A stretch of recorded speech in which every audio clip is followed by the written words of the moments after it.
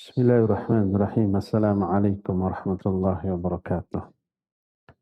Alhamdulillah wassalatu wassalamu ala Rasulillah wa ala alihi wa ashabihi wa mawalah wa ba'd.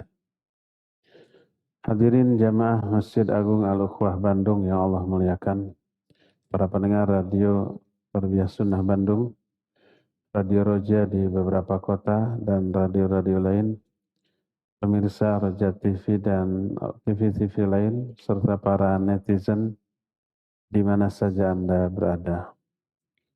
Kembali kita berjumpa melanjutkan kajian tentang beriman kepada hari kiamat, dan salah satu cakupan maknanya adalah beriman kepada tanda-tanda kiamat. Tanda kiamat besar kita sudah bahas, yaitu munculnya Imam Mahdi dan keluarnya Dajjal laknatullahi alaih. Kemudian turunnya Isa Al-Masih Ibnu Maryam alaihi salatu wassalam, yang turun salah satunya untuk membunuh Dajjal. Sudah kita terangkan akhir kehidupan Dajjal, dibunuh, ditombak oleh Nabi Isa di Babulud di Palestina. Turunnya Nabi Isa diterangkan oleh Al-Quranul Karim dan oleh hadis yang banyak yang mencapai derajat mutawatir maknawi. Ada alasan untuk menolak turunnya Nabi Isa, terlebih hanya berdasarkan akal semata-mata, maka wajib bagi kita untuk meyakininya. Lalu kenapa yang turun itu Nabi Isa di akhir zaman, tidak nabi-nabi yang lain? Allah Azza wa Jalla menegaskan hal itu dalam Al-Quran dan Nabi SAW dalam banyak hadisnya. Lalu para ulama membahas beberapa alasan, beberapa penjelasan kenapa Nabi Isa diturunkan di akhir zaman, bukan Nabi yang lain. Pada intinya seluruh Nabi sebelum mereka diutus, diambil dulu perjanjian oleh Allah.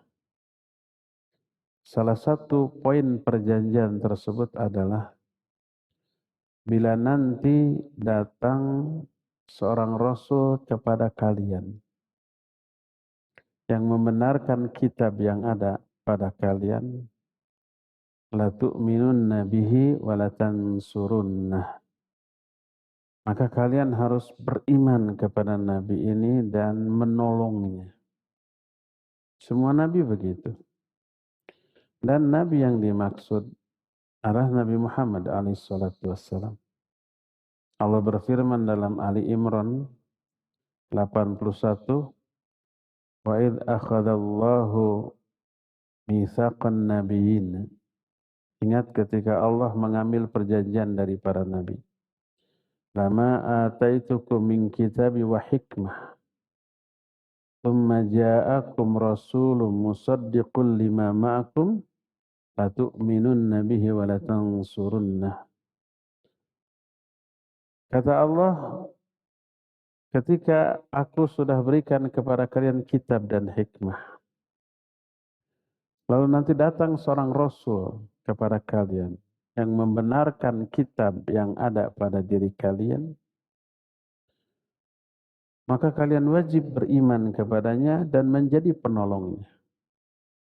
Lalu Allah menyatakan, a'aqrartum wa akhadtum ala dzalikum isri. Mau enggak kamu mengambil perjanjian ini? Dan a'aqrartum, mau enggak mengakui hal ini? Makanya ketika Umar bin Khattab radhiyallahu an membawa kitab Taurat dilihat oleh Nabi alaihi salatu wasallam, beliau menyatakan, "Lau kana Musa hayyan ma wasi'ahu illa ittiba'i." Seandainya Musa hidup pada zaman sekarang, tidaklah halal baginya kecuali mengikuti aku. Semuanya begitu. Nah, kenapa Nabi Isa tidak diwafatkan dan turun di akhir zaman? Ada beberapa hikmah. Semua hikmah itu diterangkan oleh para ulama. Di antaranya berkata Syekhul Islam Ibn Taimiyah dalam Majmu' Fatawa juz yang ketiga halaman 191. Beliau menyatakan ar-radu 'alal yahud fi za'mihim annahum qatalu Isa alaihi salatu wassalam. Fabayyana Allah ta'ala kadhibahum wa annahu alladhi yaqtuluhum wa yaqtulu ra'isahum ad-dajjal. Kama sabaqa bayanu dzalika fil kalam ala qitalil yahud. Pertama, untuk membantah orang-orang Yahudi yang mengaku mereka membunuh Nabi Isa. Allah jelaskan kedustaan mereka. Ini Nabi Isa hidup dan turun di akhir zaman memerangi mereka, membunuh pemimpin Yahudi yaitu Dajjal di akhir zaman.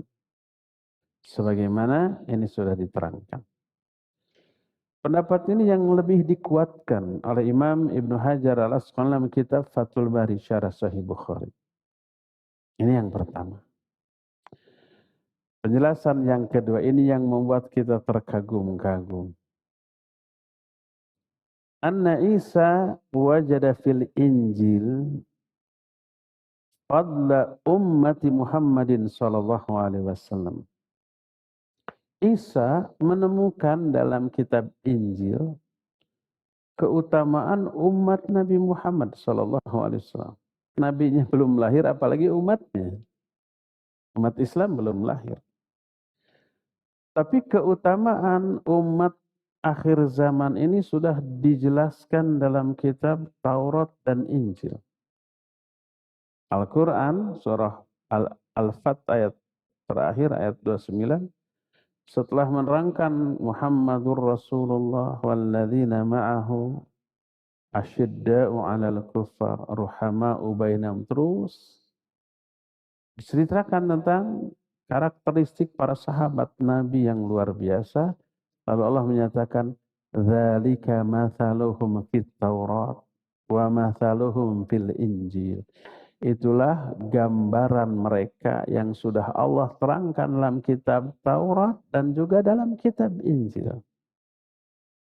Jadi keutamaan umat Nabi Muhammad SAW, terutama para sahabatnya, sudah Allah sanjung, Allah puji dalam kitab Taurat dan Injil selain dalam Al-Quran. Dalam Al-Quran banyak pujian Allah kepada para sahabat.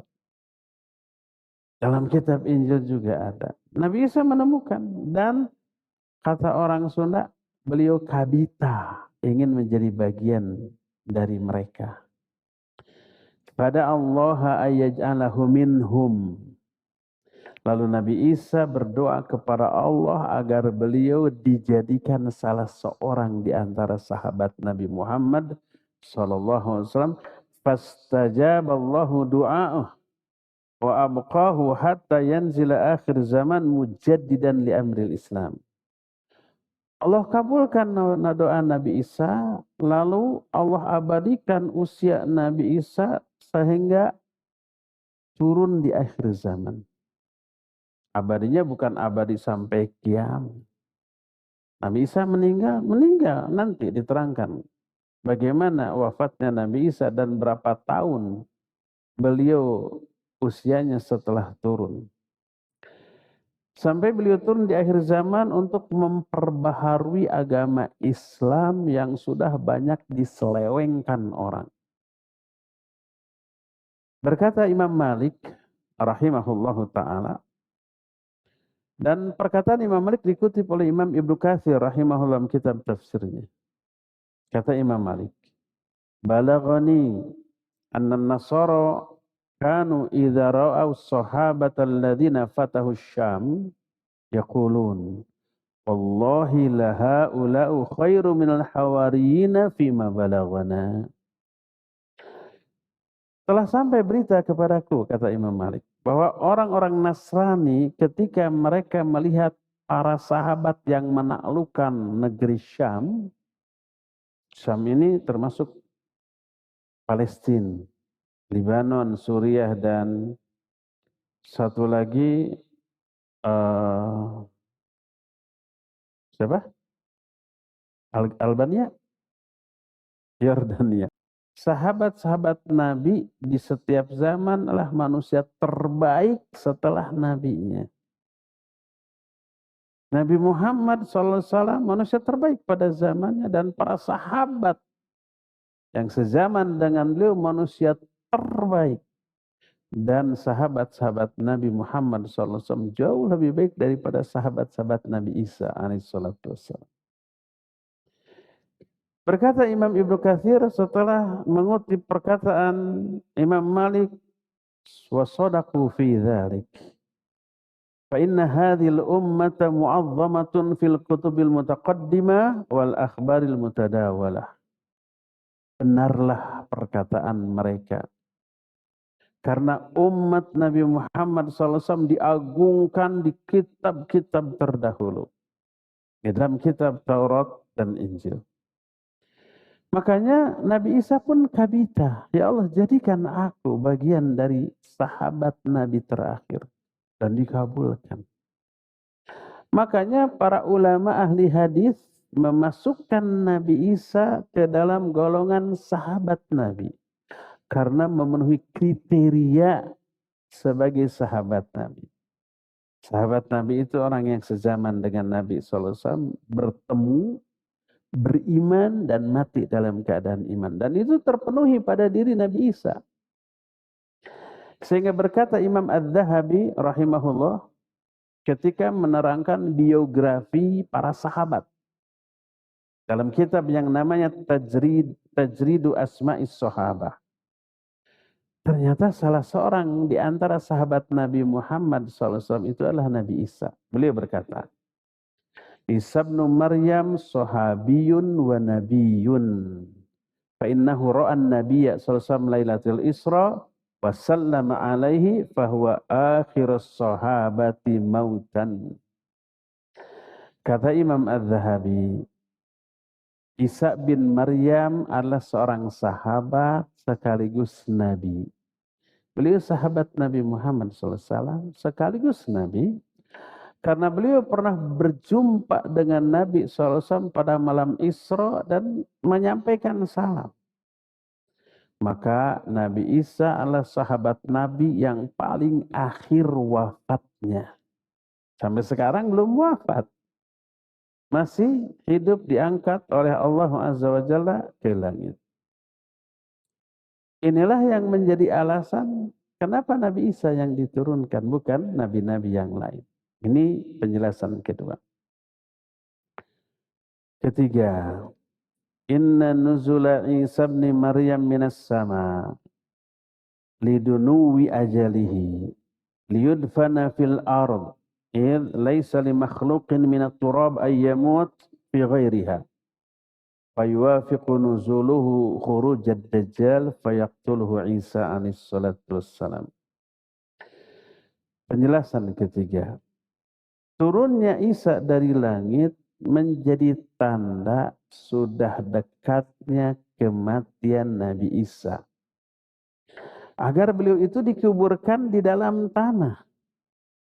Karena tidak ada makhluk yang terbuat dari tanah, tercipta dari tanah, kemudian tidak kembali ke tanah. Itu tidak ada. Dan kebetulan turunnya Nabi Isa bersamaan dengan keluarnya Dajjal, sehingga Nabi Isa lah yang membunuh Dajjal tersebut. Ini penjelasan ketiga. Keempat, innahu yanzilu mukadziban lin-nasara wa yudhiru zayfahum fi da'wahumul abatil wa yuhlikullahu al-milala kullaha fi zamanihi illa al-islam fa innahu yaksirus salib wa yaqtul khinzir wa yad'ul jizyah. Keempat, Nabi Isa turun untuk membongkar kedustaan orang-orang Nasrani, membongkar pengakuan atau akidah yang batil yang mereka yakini, Yang menyatakan, yang meyakini pertama Isa anak Allah, yang kedua Isa disalib. Si Yahudi mengaku pelaku penyaliban, si Nasrani mengaku saksi penyaliban tersebut. Dan itu menjadi bagian dari keyakinan mereka. Maka didustakan oleh Allah Azza wa Jalla. Maka ketika Nabi Isa turun, dihancur leburkan seluruh agama yang ada di muka bumi kecuali Islam. Lalu beliau menghancurkan salib-salib, membunuh babi-babi, dan menghapus jizyah. Apakah penghapusan jizyah di zaman Nabi Isa berarti Nabi Isa merubah ajaran, salah satu poin ajaran Islam yang membolehkan jizyah kemudian dihapus oleh Nabi Isa? Tidak. Tapi Islam menjelaskan jizyah tetap berlaku sampai turunnya Nabi Isa. Itu ketetapan Islam. Begitu Nabi Isa turun, tidak ada lagi jizyah. Alasannya apa? Jelas. Ketika Nabi Isa turun, tak ada orang yang kafir, satu orang pun, kecuali dia mati. Ketika mencium aroma Nabiullah Nabi Isa. Bagaimana bisa setor jizyah kalau dia mati? Karena itulah tidak ada lagi jizyah. Itulah alasan yang keempat. Kenapa harus Nabi Isa yang turun di akhir zaman? Kelima,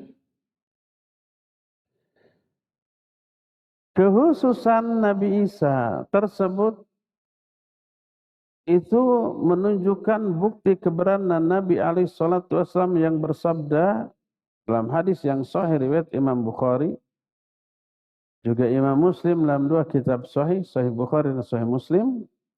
Berkata Nabi SAW, "Ana awlan nas bi Isa bin Maryam, laisa baini wa bainahu nabiyyun." Aku orang yang paling berhak kepada Nabi Isa bin Maryam, karena antara aku dengan dia tidak terseling oleh nabi lain. Nabi Isa, lalu terakhir Nabi Muhammad SAW. Antara Nabi Isa dengan Nabi Muhammad SAW tidak ada nabi lain, tidak terseling. Paling dekat. Oleh karena itu, karena Nabi SAW paling dekat, beliau lebih berhak untuk mengakui Nabi Isa alaihissalam dan Nabi Isa yang menjadi pemberi kabar gembira kepada umatnya bahwa nanti akan muncul Nabi akhir zaman setelah aku, membenarkan kitab yang aku bawa, namanya Ahmad. Dalam surat As-Saff ayat yang ke-6 Allah berfirman, "Wa idh qala Isa ibnu Maryam ya bani Israil inni rasulullah ilaikum musaddiqan lima baina yadayya minat Taurat wa mubasysyiran bi rasulin ya'ti min ba'di ismuhu Ahmad." Ingat ketika Nabi Isa berkata, "Hai Bani Israel," karena beliau hanya diutus kepada Bani Israel saja, tidak ke umat lain. Tapi sekarang selain Bani Israel juga ngaku pengikut Nabi Isa dengan akidah dan keyakinan versi mereka. Kalau Nabi Muhammad SAW Al-Quran, ya ayuhan nas, ya ayuhalladzina amanu, tidak. Ya ayuhal Arab, tidak. Hai bangsa Arab, tidak. Hai bangsa Quraisy, tidak. Tapi wahai manusia, wahai orang-orang beriman, seluruhnya. Karena Nabi diutus sebagai rahmat bagi seluruh alam, bahkan bangsa jin. Ingat ketika Nabi Isa berkata, "Hai Bani Israel, aku utusan Allah kepada kalian." Yang membenarkan kitab yang ada sebelumnya itu Taurat, wa mubasysyiran bi rasulin ya'ti min ba'di ismuhu Ahmad. Dan aku memberi kabar gembira kepada kalian dengan akan datangnya seorang Rasul setelah aku namanya Ahmad. Maksudnya Nabi Muhammad SAW.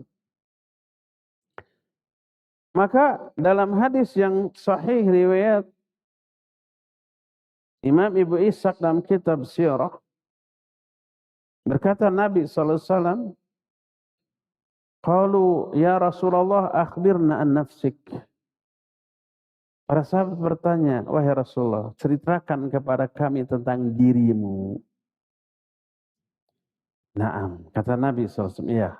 Anak dakwa abi Ibrahim wa busro akhi Isa. Aku adalah bukti kebenaran doa bapakku yaitu Ibrahim. Nabi Ibrahim berdoa dulu, dan doa Nabi Ibrahim diabadikan oleh Allah dalam Al-Quran surah Al-Baqarah 129. Nabi Ibrahim berdoa, Rabbana wab'ath fihim rasulam minhum yatslu alaihim ayatika wa yu'allimuhumul kitaba wal hikmah wa yuzakkihim. Ya Allah, utus seorang rasul dari kalangan mereka ke tengah mereka, yang membacakan kepada mereka ayat-ayat-Mu. Yatslu alaihim ayatika wa yu'allimuhumul kitab wal hikmah, mengajarkan kitab dan hikmah kepada mereka. Wa yuzakkihim, dan mensucikan jiwa mereka. Dan Nabi Ibrahim pernah berdoa ketika di Mekah, ketika di pinggir Ka'bah. Ka'bahnya juga mungkin belum dibuat bangunannya ya, tapi lokasinya, titiknya sudah ada. Berdoa, ya Allah bangkitkan ke tengah mereka seorang Rasul dari kalangan mereka. Diijabah itu Nabi Muhammad SAW. Makanya kata Nabi SAW, ana dakwatu abi Ibrahim wa busyra akhi Isa, dan aku berita gembira yang disampaikan oleh saudaraku yaitu Isa. Nabi Isa berkata, wa mubasysyiran bi rasuli ya'ti min ba'di ismuhu Ahmad. Inilah beberapa penjelasan dari para ulama, 5 poin kenapa Nabi Isa tidak diwafatkan dan diturunkan di akhir zaman sebagai umat Nabi SAW, dan tidak Nabi lain yang diturunkan, tapi Nabi Isa. Sudah juga kita terangkan salah satu misi yang diemban oleh Nabi Isa, membunuh Dajjal. Dan Dajjal sudah terbunuh dalam pertemuan yang lalu. Lalu bagaimana kehidupan manusia setelah terbunuh Dajjal? Maka manusia saat itu dipimpin oleh Nabiullah Isa alaihissalatu wassalam dengan syariat yang dibawa oleh Nabi Muhammad sallallahu alaihi wasallam. Karena beliau adalah pengikut Nabi Muhammad sallallahu alaihi wasallam. Nabi Isa tidak turun dengan membawa syariat yang baru, enggak. Karena Islam adalah penutup semua agama. Dan ini akan abadi terus sampai hari kiamat. Tidak akan pernah dimansuh. Dan Isa menjadi hakim di antara para hukam dari umat ini, memperbaharui ajaran Islam, atau disebut tajdid. Tajdid itu bukan melahirkan ajaran baru yang tadinya tidak ada dalam Islam, bukan. Tajdid itu mengembalikan pemahaman umat yang sudah jauh menyimpang dari Islam, dikembalikan kepada ajaran Islam yang murni, yang sebenarnya. Pemahaman Islam sekarang kan sudah bercampur baur dengan akal, pikiran, adat, budaya, kultur, kebiasaan manusia, filsafat kan masuknya. Jadi yang tadinya bukan bagian dari ajaran Islam dianggap bagian dari ajaran Islam. Adat dianggap syariat. Kebidahan dianggap sunnah. Kebiasaan dianggap sebagai ibadah. Sudah bercampur aduk. Banyak penyimpangan. Maka dilakukan tajdid. Tajdid adalah mengembalikan pemahaman umat yang sudah banyak jauh menyimpang kepada ajaran Islam yang sesuai dengan pemahaman Nabi SAW dan para sahabat zaman dahulu. Dan mujaddid terakhir adalah Nabiullah Isa alaihi salatu wassalam. Beliau turun ke muka bumi bukan membawa ajaran baru, tapi mengembalikan pemahaman umat Islam kepada ajaran Islam yang sebenarnya. Berkata Imam Muslim dalam Sahih Muslim meriwayatkan hadis yang sanadnya sampai ke Abu Hurairah radhiyallahu an. Berkata Rasul alaihi salatu wassalam, "Kaifa antum idza nazala fikum ibnu Maryam fa ammakum minkum?" Bagaimana sikap kalian, bangga enggak kalian ketika Isa bin Maryam turun di tengah-tengah kalian, lalu Nabi Isa lalu fa'ammakum minkum, yang mengimami sholat kalian adalah sebagian dari diri kalian. Bukan Nabi Isa yang memimpin sholat. Berkata rawi hadis ini, namanya Al-Walid bin Muslim, kepada Ibnu Abi Dza'ab. Kata Ibnu Abi Dza'ab, inna al-Auza'i haddatsana an Zuhri an Nafi' an Abi Hurairah.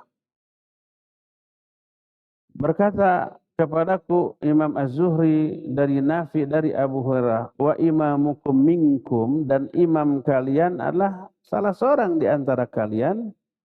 Berkata Ibnu Abi Dza'bi, tadri ma ammakum minkum, tahu enggak bagaimana bagaimana imam kalian memimpin kalian di akhir zaman? Maka murid-muridnya berkata, tukhbiruni, engkau yang menerangkan kepadaku. Dia menjawab, fa'ammakum bi kitabi rabbikum tabaraka wa ta'ala wa sunnati nabiyikum. Dia memimpin kalian berdasarkan kitab Allah dan sunnah Nabi kalian. Jabir bin Abdullah pernah berkata, aku mendengar Rasul alaihi salatu wasallam bersabda, la tazalu ta'ifatu min ummati yuqatiluna 'alal haqq zahirina ila yaumil qiyamah. Qal fayanzilu Isa ibn Maryam fayaqulu amiruhum ta'al salli bina fayaqul la inna ba'dakum 'ala ba'din umara takrimatallahi hadhil ummah. Akan selalu muncul satu kelompok kecil dari umatku. Ini setiap zaman, termasuk zaman kita. Dan kita harus masuk ke dalam kelompok kecil ini di zaman kita hidup. Akan selalu muncul satu kelompok kecil di kalangan umatku. Mereka berjuang di atas kebenaran. Mereka eksis terus sampai hari kiamat, selalu ada yang kayak begini. Lalu kata Nabi SAW, lalu turunlah Isa bin Maryam di akhir zaman. Berkatalah pemimpin kaum muslimin saat itu. Sebagian ulama menyatakan ini Imam Mahdi.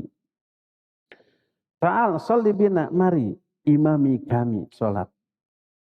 Apa kata Nabi Isa? Tidak. Sebagian kalian menjadi imam bagi sebagian yang lain. Ini pemuliaan Allah bagi umat ini. Hadis ini sahih diriwayatkan oleh Imam Muslim dalam kitab Sahih Muslim. Berkata Imam Al-Qurtubi rahimahullah ketika menerangkan hadis-hadis tadi, kata beliau, "Dhahaba qaumun ila annahu binuzuli Isa yartafi'u taklif li alla yakuna rasulan ila ahli hadhihi zaman. Ya'muruhum 'anillahi ta'ala wa hadha ya'ni kaunuhu rasulan ba'da Muhammadin amrun mardudun biqaulihi ta'ala wa khataman nabiyyin wa qauluhu sallallahu alaihi wasallam la nabiyya ba'di wa qaulu anal aqib." Ada orang yang beranggapan bahwa turunnya Nabi Isa berarti terangkatnya kewajiban bagi umat Islam. Karena apa? Agar tidak ada lagi Rasul lain selain Nabi Muhammad SAW. Maka umat Nabi Muhammad tidak lagi ada kewajiban untuk mengikuti ajaran Nabi Isa. Anggapan ini, kata Imam Al-Qurtubi, adalah hal yang tertolak. Nabi Isa bukanlah Nabi baru setelah Nabi Muhammad SAW. Bukan. Karena Allah menyatakan, wa khataman nabiin. Nabi Muhammad penutup para nabi. Maka Muhammadun aba ahadim min rijalikum walakinna rasulullah wa khataman nabiyin. Muhammad itu bukan bapak salah seorang di antara kalian, tapi beliau itu nabi sekaligus rasul penutup. Maka hadis sahih riwayat Imam Ahmad, Nabi menyatakan innan nubuwata war risalata qad inqata'at fala rasula ba'di wala nabiyya. Sesungguhnya tugas kerasulan dan tugas kenabian benar-benar sudah terputus. Tidak ada nabi setelahku dan tidak lagi rasul setelahku. Beliau nabi sekaligus rasul terakhir. Dalam riwayatkan wa ana aqib, wa anal aqib, aku aqib. Aqib itu penutup para nabi. Tak ada lagi nabi setelah aku.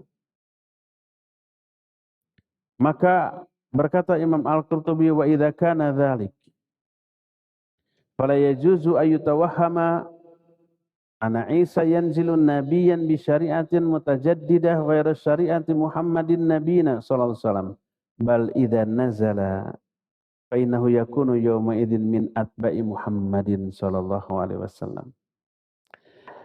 Apabila demikian keadaannya, maka tidak boleh difahami bahwa Nabi Isa turun sebagai Nabi baru yang membawa syariat baru yang berbeda dengan syariat Nabi Muhammad SAW. Nggak boleh difahami begitu. Bahkan beliau turun saat itu di akhir zaman sebagai pengikut Nabi Muhammad SAW. Lalu ayat yang tadi dibacakan surah Ali Imran 81. Semua Nabi membawa agama, membawa kitab. Kalau datang Nabi Muhammad SAW, wajib iman dan menolong Nabi Muhammad SAW. Makanya tentang Nabi Musa, Nabi menyatakan, laukana Musa hayyan ma wasi'ahu illa tibai. Seandainya Musa sekarang hidup, nggak halal bagi dia kecuali mengikuti aku. Jadi Nabi Isa juga gitu, semua Nabi begitu. Dan kebetulan yang diturunkan di akhir zaman setelah Nabi SAW adalah Nabi Isa. Maka beliau wajib beriman kepada Nabi Muhammad sebagai Nabi akhir zaman dan menjadi penolongnya, menegakkan syariatnya, bukan membawa syariat baru. Lalu masih perkataan Imam Al-Qurtubi ini. Fayanzilu wa qad ulima bi amrillahi ta'ala lahu fis sama' qabla an yanzila ma yahtaju ilaihi min ilmi hadhihi syari'ah lil hukmi bihi bainan nas wal amali bihi fi nafsihi fa yajtami'ul mu'minuna 'inda dhalika ilaihi wa yuhakkimunahu ala anfusihim li'anna ta'tilal hukmi ghairi jaiz. Wa aidan inna baqa'ad dunya innama yaqlif alla yuqala fil ardi Allahu Allah. Kata Imam Al-Qurtubi, maka Isa turun sebagai pengikut Nabi Muhammad SAW dan beliau oleh Allah sudah diajari ketika di langit sebelum beliau diturunkan. Diajari apa? Diajari seluruh ilmu syariat yang dibutuhkan untuk menghukumi semua perkara di kalangan manusia dan mengamalkan itu untuk dirinya. Orang-orang di zaman ketika beliau turun berkumpul di sekeliling beliau, menjadikan beliau sebagai hakim atas diri-diri mereka. Ini yang diemban, ditugaskan oleh Allah kepada Nabiullah Isa bin Maryam. Oleh karena itulah maka Nabi Isa sholat seperti sholatnya kaum muslimin. Beliau tidak mau mengimami. Yang menjadi imam adalah Imam Mahdi. Dan tata sholat saat subuh saya itu ya sholat seperti yang kita lakukan. 2 rakaat dengan gerakan berdiri, ruku', i'tidal, sujud, duduk, dan seterusnya. Bacaannya seperti yang kita baca dalam sholat. Termasuk memerangi orang kafir ya. Dan haji atau umroh. Nabi Isa sempat haji atau umroh pada waktu setelah beliau turun. Sebagaimana diterangkan dalam hadis sahih riwayat Imam Muslim yang diterima dari Hamdalah Al-Aslami radhiyallahu anhu. Dia berkata, sami'tu Aba Hurairah radhiyallahu anhu yuhaditsu anin Nabi sallallahu alaihi wasallam. Aku mendengar Abu Hurairah menyampaikan satu hadis dari Nabi sallallahu alaihi wasallam kepadaku. Berkata Nabi alaihi salatu wasallam, "Walladzi nafsi biyadihi la yuhillanna ibnu Maryam bi fajjir rauha hajan au mu'tamiran liyuthanniyannahuma ay yajma'u bainal haji wal umrah." Kata Nabi sallallahu alaihi wasallam, demi Allah yang jiwaku berada dalam genggaman tangannya, maka kata Nabi SAW, pasti Nabiullah Isa bin Maryam akan melakukan umroh atau haji, ihram untuk umroh dan haji, dan beliau menyatukan antara keduanya, haji dan umroh. Namanya haji qiran. Umrohnya disatukan dengan haji. Dan ini hadisnya sahih diriwayatkan oleh Imam Muslim dalam kitab Sahih Muslim. Adapun Nabiullah Isa menghapus jizyah dari orang-orang kafir. Padahal adanya jizyah bagian dari syariat Islam. Dijelaskan dalam Al-Quran. Sampai ketika menyerahkan jizyah itu, orang kafir tidak boleh mewakilkan. Langsung dengan tangannya. Nggak boleh menyuruh pembantunya. Sampaikan jizyah ke pemimpin kaum muslim. Nggak boleh. Harus dia yang datang. Quran menyatakan begitu. Jizyah itu bagian dari syariat Islam yang Allah terangkan dalam Al-Quran Al-Karim. Diperjelas dalam hadis-hadis yang sahih. Kenapa oleh Nabiullah Isa dihapus? Dijawab oleh para ulama bahwa bukan Nabi Isa yang menghapus. Tapi syariat Allah lah yang menyatakan jizyah hanya berlaku sampai diturunkannya Nabiullah Isa alaihi salatu wassalam. Berlakunya sampai sana. Itu ketetapan Islam. Bukan ketetapan Nabi Isa alaihi salatu wassalam. Maka Nabi Isa ketika menghapus jizyah itu bukan memansuh syariat Islam. Terlebih tadi sudah diterangkan ketika Nabi Isa turun tidak menerima apapun kecuali keislaman seseorang. Orang yang tidak Islam menghirup aroma Nabi Isa alaihissalam itu mati. Ketetapan Allah demikian. Jangankan orang biasa, Dajjal yang sakti mandraguna yang begitu hebat, itu meleleh tubuhnya ketika melihat Nabiullah Isa alaihissalam. Kalau orang biasa mati, bagaimana ada jizyah? Bagaimana masih tersisa orang kafir? Enggak. Maka sudah, hanya sampai di sana berlakunya jizyah tersebut.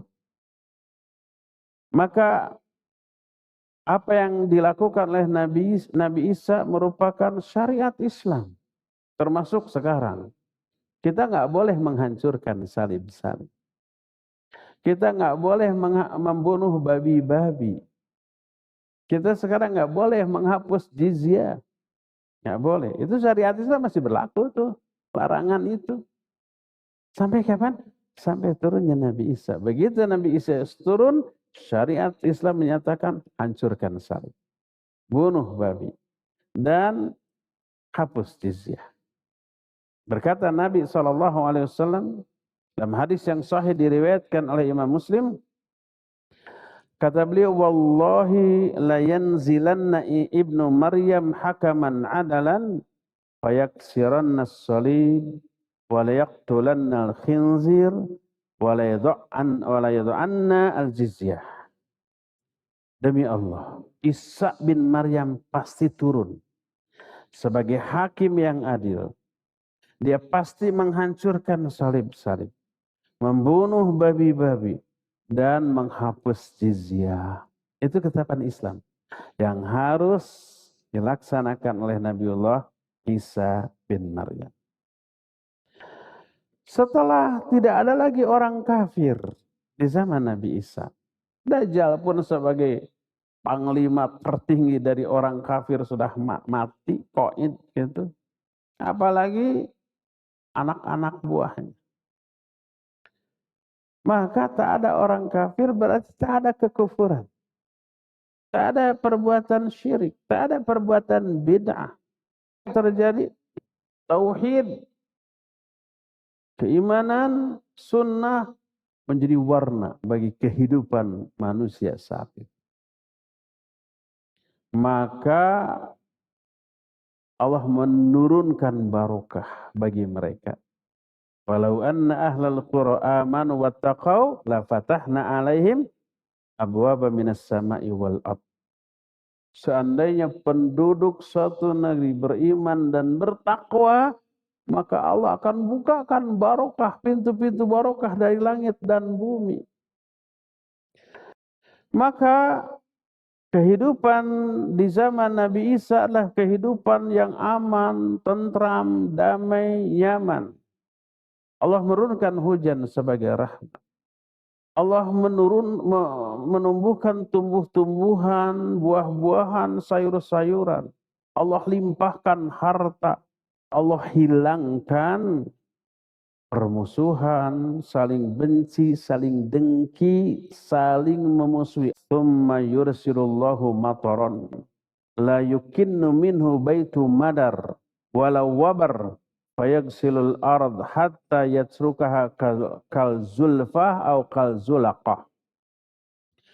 Thumma yuqalu lil ard ambiti thamaratak waruddi barakatak fayawma idzin ta'kulul asabah minar rumana fayastadziluna bi qahfiha wa minal ghanam al fakhad minan nas.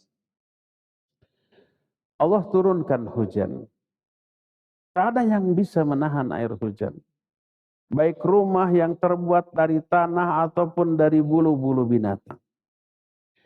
Lalu air hujan ini mencuci tanah sehingga menjadi sekinclong kaca. Bersih. Lalu Allah berfirman kepada tanah. Tumbuhkan buah-buahan engkau. Kemudian limpahkan barokahmu. Maka saat itu sekelompok orang memakan satu buah delima dan bisa berteduh di bawah kulitnya. Kemudian dilimpahkan barokah dari susu binatang. Sehingga unta yang sedang mengandung mau melahirkan, susunya banyak, itu susunya mencukupi sekelompok orang manusia. Demikian juga sapi yang sedang mengandung mau melahirkan, susunya bisa mengenyangkan satu kabilah manusia. Dan juga kambing susunya bisa mengenyangkan beberapa orang dari kalangan manusia. Ini saking sejahtera dan tidak ada lagi permusuhan di antara makhluk. Binatang-binatang pun yang sekarang ini saling menerkam, mangsa menjadi makanan bagi predator, singa memakan rusa, memakan kerbau, kuda, ular berbisa. Nanti mah layet, kata orang Sunda. Singa bermain dengan kambing, bahkan anak-anak mempermainkan ular-ular yang berbisa tapi tidak mematuk, tidak memberikan madarat apa-apa. Dicabut rasa benci, dengki, iri, memusuhi tidak hanya dari kalangan manusia tapi juga binatang. Sebagaimana diterangkan dalam beberapa hadis, di antaranya hadis yang diriwayatkan oleh Imam Ahmad dalam kitab Musnadnya, kata Imam Ibnu Hajar, sanaduhu sahihun. Sanad hadis ini sahih. Beliau jelaskan kesesuaian dalam kitab Fathul Bari, syarah Sahih Bukhari. Diterima dari Abu Hurairah radhiyallahu anhu.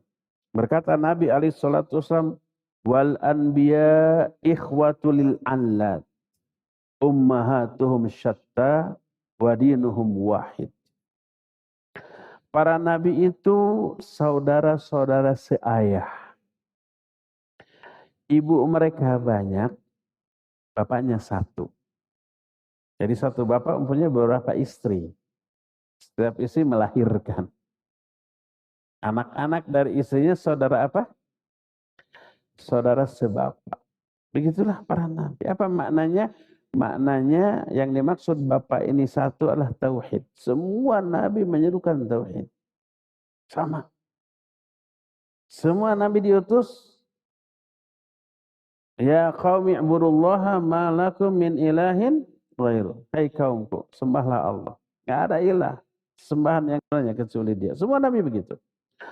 Tapi syariatnya berbeda-beda. Syariat ini ibu, tauhidnya sama. Satu. Itulah yang dimaksud ikhwah li'allat, saudara sebapak. Dan aku adalah orang yang paling berhak terhadap Nabi Isa. Karena tidak ada terselang oleh Nabi lain antara aku dengan beliau. Dan beliau pasti akan turun.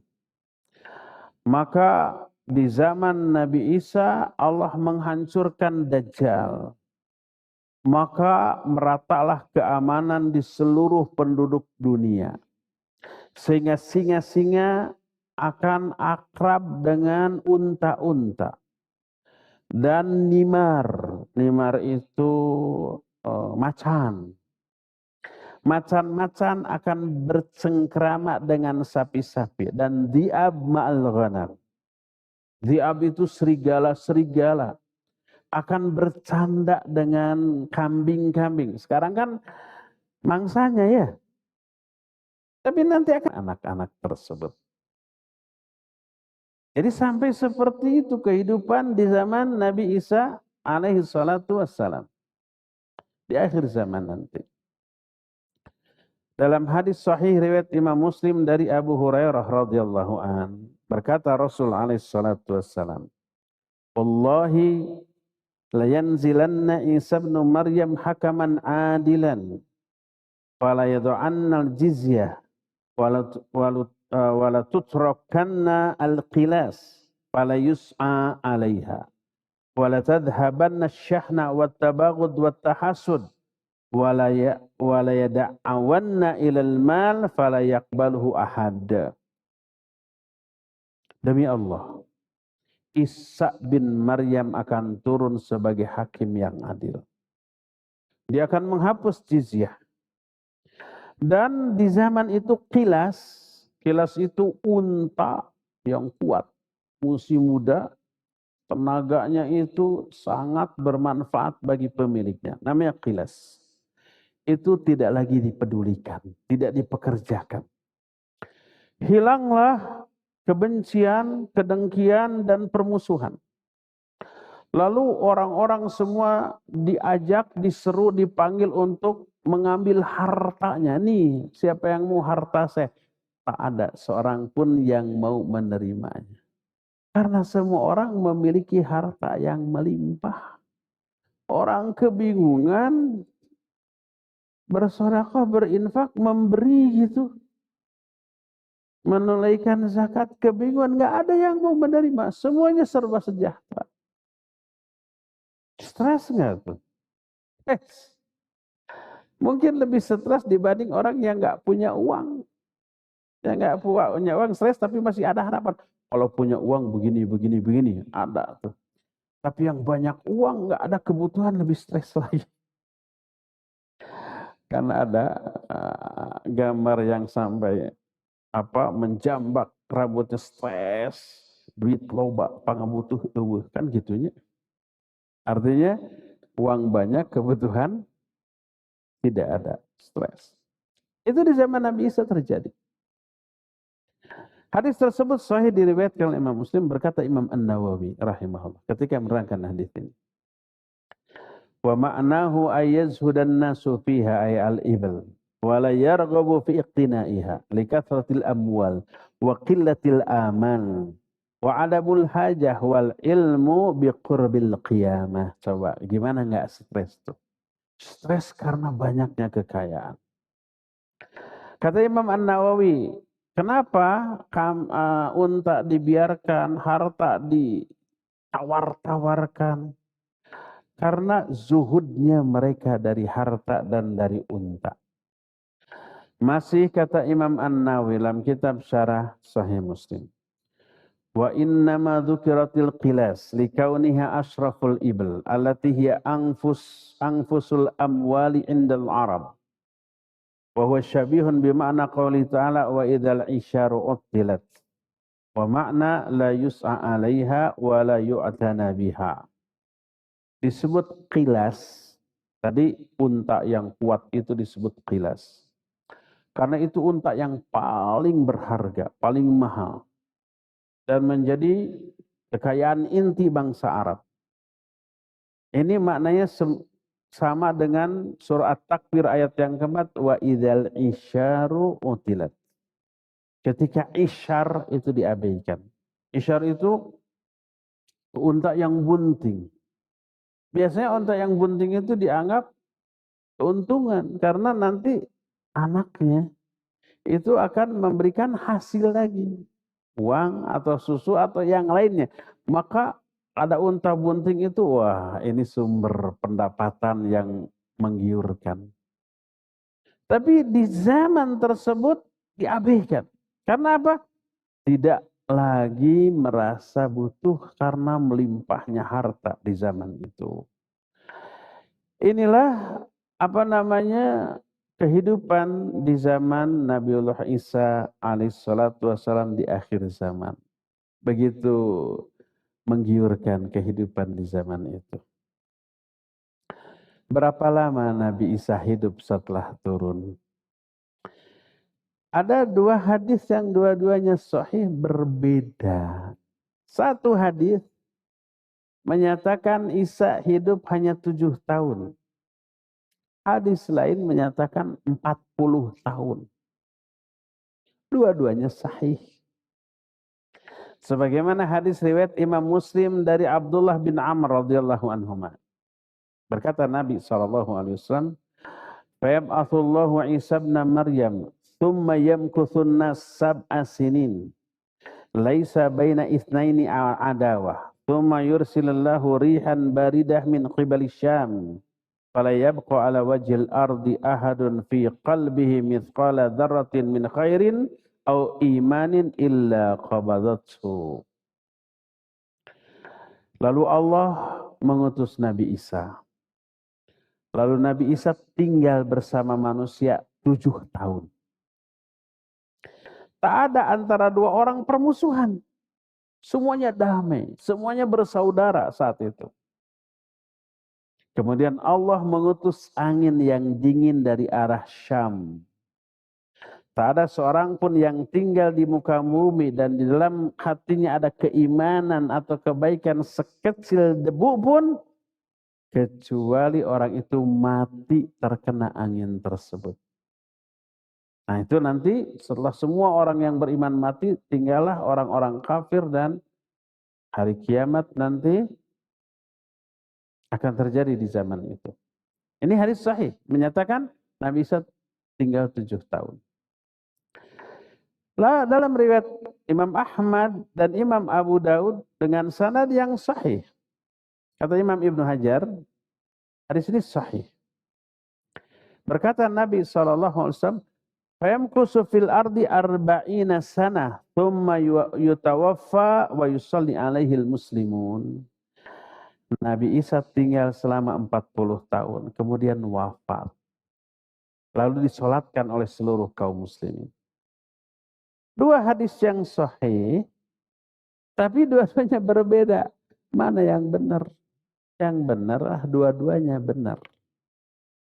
Masa yang berbeda tapi benar? Para ulama lalu mendudukan 40 tahun itu sejak Nabi Isa lahir sampai usia 33 tahun diangkat oleh Allah ke langit. Nanti akhir zaman turun lagi 7 tahun sisa waktunya. Jadi berapa? 40 tahun. Jelinya para ulama kan begitu ya. Kalau kita ya mah ada dua kemungkinan. Kalau enggak satunya dhaif, pasti dua-duanya dhaif. Kan gitunya. Ingin praktis kita mah enggak mau liur-liur. Padahal teu lieur ya teh. Sedikit memikir seperti yang dijelaskan oleh para ulama dapat tuh. Cara memadukan dua keterangan yang dua-duanya sahih tapi seperti bertolak belakang atau seperti yang berbeda, padahal tidak berbeda, tapi memberikan penjelasan yang lebih detail dan rinci. Hadis yang menyatakan 7 tahun beliau hidup maksudnya setelah turunnya beliau dari langit 7 tahun. Hadis yang menyatakan 40 tahun seluruh masa hidup beliau sejak mulai lahir sampai usia 33 tahun. Beliau diangkat oleh Allah ke langit, lalu turun di akhir zaman sisa 7 tahun lagi, lalu setelah itu wafat, kemudian barulah total jumlah usia beliau 40 tahun. Ini diterangkan seperti oleh Imam Ibnu Katsir dalam kitab An-Nihayah, dalam Kitabul Fitan wal Malahim, dan inilah penjelasan para ulama ya. Cukup ya sampai di sini tentang kehidupan setelah kematian Dajjal. Untuk pertemuan yang akan datang kita akan membahas fenomena akhir zaman yang tak kalah seru yaitu Ya'juj dan Ma'juj ya. Nantikan penjelasannya di hari Jumat yang akan datang di waktu dan tempat yang sama. Subhanakallahumma bihamdik asyhadu an la ilaha illa anta astaghfiruka wa atubu ilaik walhamdulillahirabbil alamin. Wassalamualaikum warahmatullahi wabarakatuh.